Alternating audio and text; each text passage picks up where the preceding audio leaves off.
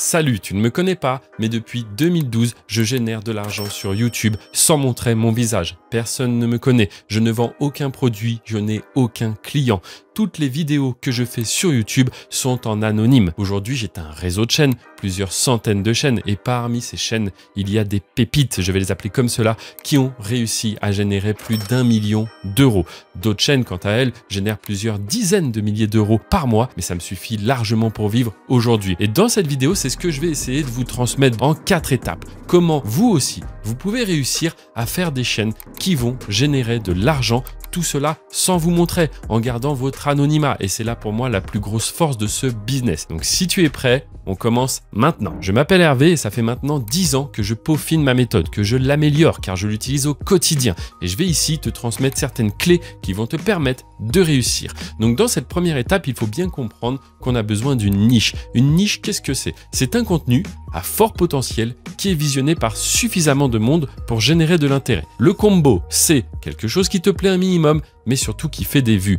Et le bonus, on va dire, c'est que cette niche est un fort RPM. Le RPM, qu'est-ce que c'est? Le RPM, c'est le revenu que YouTube va te donner lorsque tu arriveras à générer 1000 vues. Plus ce RPM est élevé, mieux c'est bien évidemment, car tu auras besoin de faire des vues pas forcément énorme pour réussir à te dégager un premier revenu confortable. Une fois ta niche sélectionnée, pense bien à checker les concurrents. Il est important d'avoir des concurrents. Si tu n'as pas de concurrents, ça veut dire que la niche n'est pas suffisamment puissante. Il faudra t'inspirer des concurrents et regarder ce qui fonctionne chez eux. Mais là, on passe à la deuxième étape. Maintenant, il va te falloir des idées. Et pour cela, on ne va pas réinventer la roue. Non, pas du tout. On va tout simplement aller voir ce que font les concurrents et essayer de l'améliorer. C'est là où c'est le plus puissant, justement. Donc, ce que tu vas faire, c'est trouver 5 concurrents sur le marché FR ou US et tu vas prendre 5 de leurs meilleures vidéos à chacun, les mettre dans un dossier, ranger vidéo, miniature et le SEO, tu peux le mettre dans un petit fichier texte et comme cela, tu vas te retrouver avec 25 idées à potentiel que tu vas juste devoir travailler, améliorer.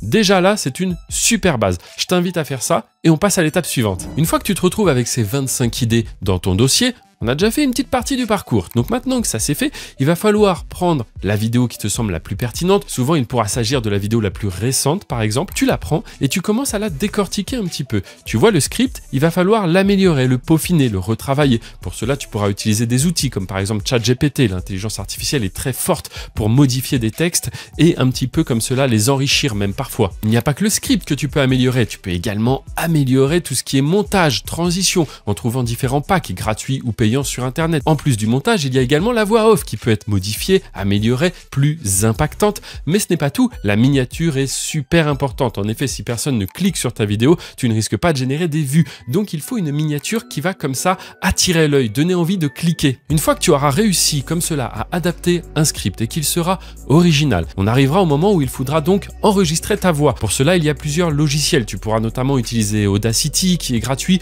ou de nombreux autres. Si tu n'as pas de micro, ce n'est pas bien grave. Tu pourras aussi utiliser par exemple ton téléphone qui fera très bien l'affaire si tu es dans un endroit clos, assez restreint, où il n'y aura pas trop d'écho. Ensuite, il arrivera le moment du montage. Alors pour faire le montage, pareil, il existe de très nombreux outils. Premiere Pro que j'utilise personnellement, DaVinci Resolve qui est aujourd'hui un logiciel assez puissant que beaucoup se mettent à utiliser. Ensuite, il y a Camtasia et beaucoup d'autres comme je te dis qui sont gratuits. Pour ce qui est de la photo, tu pourras utiliser Canva pour faire tes miniatures. C'est un outil de plus en plus utilisé. Il s'agit d'un site internet. Franchement, super bien fait, tu as une version payante si besoin, mais ici, beaucoup de valeur. Et tu pourras bien évidemment utiliser Photoshop si jamais tu as accès à cet outil qui est bien évidemment la référence dans tout ce qui est retouche photo. Si tu as besoin de Rush pour illustrer tes propos dans des vidéos, tu peux notamment utiliser Pixel, qui est très connu, Pixabay ou encore Unsplash, des sites qui proposent comme cela des banques de vidéos et parfois même d'images que tu peux utiliser librement dans tes contenus.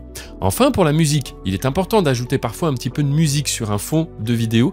Et bien pour cela, pourquoi pas utiliser simplement la librairie YouTube qui est gratuite, en libre accès et surtout, tu n'auras pas de problème de droit d'auteur si tu utilises ces musiques. Donc vraiment, YouTube Librairie pour débuter, c'est très bien. Lorsque tu estimes que ta vidéo est terminée, tu peux faire le rendu, commencer à la mettre sur ta chaîne, mais n'oublie pas la miniature. Encore une fois, c'est le plus important, c'est la vitrine de ton magasin. C'est ce qui donne envie aux spectateurs de cliquer, de visionner ton contenu. Donc la miniature doit être très puissante. Il faut comme cela t'inspirer de ce qui a fonctionné chez les autres, c'est tout simplement le plus simple. Donc regarde bien pourquoi cette miniature aurait cliqué, est-ce qu'elle est colorée, est-ce qu'elle montre quelque chose en particulier. Essaye au maximum de te rapprocher de ce qui a fonctionné chez tes concurrents. Tu dois aussi réussir à être assez critique sur ton contenu. C'est vrai qu'il ne faut jamais être satisfait à 100% lorsqu'on fait une vidéo. Ok, tu peux la publier, mais sur les prochaines, n'hésite pas à regarder, à te demander ce que tu pourrais améliorer. Si une vidéo commence à fonctionner, essayer de comprendre pourquoi. De toute façon, c'est simple, c'est le taux de clic, c'est-à-dire est-ce que les gens cliquent sur ta miniature, et ensuite la durée de visionnage de ton contenu. Donc, encore une fois, miniature pertinente, contenu intéressant, n'oublie pas que content is king, c'est le plus important. Ensuite, il te faudra un petit peu de patience parce qu'il est vrai que sur certaines chaînes, il va falloir peut-être 10, 15, 20 vidéos avant de commencer à avoir véritablement des résultats. Donc parfois, des vidéos vont être mises en avant plus rapidement et d'autres demanderont beaucoup plus de temps. Mais c'est comme cela que fonctionne YouTube, donc je te le redis, la motivation est très importante. Et maintenant, si tu en es arrivé là, on peut passer au réseau de chaînes. Il est vrai que la plupart des gens vont se contenter de lancer une chaîne et d'attendre, de regarder ce que fait cette chaîne, patienter. Ce n'est pas du tout comme cela que je fonctionne. Déjà, pour débuter, il faut savoir que ça ne sert à rien de publier trop de vidéos.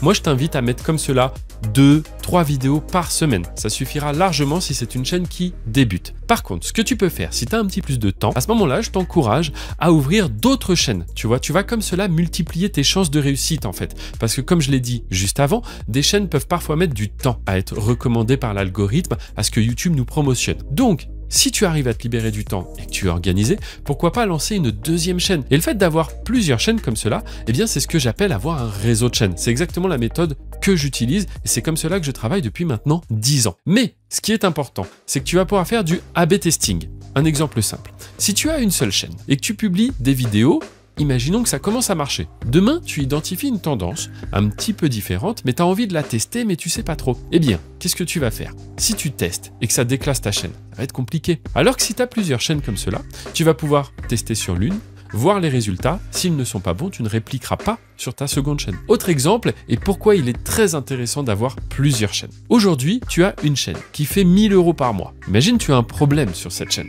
Démonétisation, chaîne supprimée. C'est des choses qui peuvent encore aujourd'hui m'arriver. Malgré mes 10 années d'expérience, il m'arrive d'avoir des problèmes. Alors bien sûr, il y a des procédures, on peut faire appel, mais ça prend du temps. Et quand tu as ta source principale de revenus qui est bloquée, c'est un gros problème. Alors que maintenant, autre scénario. Cette fois-ci, tu as 10 chaînes. Et au lieu de faire 1 000 $ sur une seule chaîne, tu vas faire 1 000 $ sur tes 10 chaînes cumulées. Ce qui veut dire que tu vas faire 100 $ x 10. Si demain tu as l'une de tes chaînes qui a un problème, pareil, démonétisée, supprimée ou autre, que sais-je, eh bien ce n'est pas grave, car au lieu d'impacter la totalité de tes revenus, ça va impacter seulement 10% de tes revenus. Et comme cela, tu seras beaucoup plus serein pour gérer le problème. Et tu pourras même continuer, il n'y aura pas d'urgence en soi, tu vois. Donc, je le répète, diversifier tes revenus, diversifier les niches et surtout travailler sur plusieurs chaînes pour réussir à créer un réseau de chaînes.